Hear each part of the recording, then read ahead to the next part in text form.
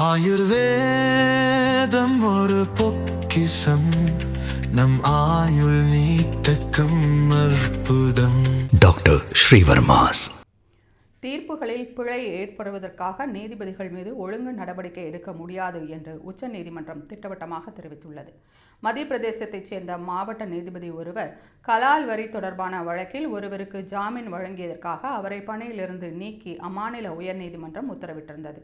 இந்த உத்தரவை ரத்து செய்த உச்சநீதிமன்ற நீதிபதிகள் பர்திவாலா மற்றும் KV விஸ்வநாதன் ஆகியோர் அடங்கிய அமர்வு நீதிபதிகளின் பாதுகாப்பு குறித்த முக்கிய வழிகாட்டுதல்களை வழங்கியுள்ளது.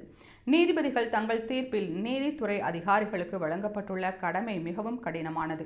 அதில் தவறு நேர்வது இயல்பு. ஒரு தீர்ப்பு தவறு இருக்கிறது என்பதற்காகவே அந்த நீதிபதியின் நேர்மையை கேள்வி எழுப்பவோ அல்லது அவர் மீது ஒழுங்கு நடவடிக்கை எடுக்கவோ முடியாது என்று குறிப்பிட்டனர். மேலும் பாதிக்கப்பட்ட நீதிபதியை உடனடியாக மீண்டும் பணியில் அமர்த்தவும் அவருக்கு நிலுவையில் உள்ள அனைத்து ஊதியங்களையும் வழங்கவும் உத்தரவிட்டனர். விசாரணை நீதிமன்ற நீதிபதிகள் நிர்வாக ரீதியான நடவடிக்கைகளுக்கு அஞ்சி தகுதியான வழக்குகளில் கூட ஜாமீன் வழங்க தயங்குவதை உச்சநீதிமன்றம் சுட்டிக்காட்டியுள்ளது. இந்த அச்சத்தின் காரணமாகவே ஜாமீன் மனுக்கள் உயர் நீதிமன்றங்களிலும் உச்சநீதிமன்றங்களிலும் வந்து குவிகின்றன. நீதிபதிகள் எவ்வித அச்சமும் இன்றி செயல்படுவதே ஒரு சுதந்திரமான நீதித்துறையின் அடித்தளம் என்றும் நீதிபதிகள் வலியுறுத்தினர். புகார் அளிப்பவரின் அடையாளத்தை வெளியிடாமல் அளிக்கப்படும் புகார்களை நம்பி நேர்மையான நீதிபதிகளை தண்டிக்க வேண்டாம் என்று உயர்நீதிமன்றங்களுக்கு உச்சநீதிமன்றம் அறிவுறுத்தியுள்ளது.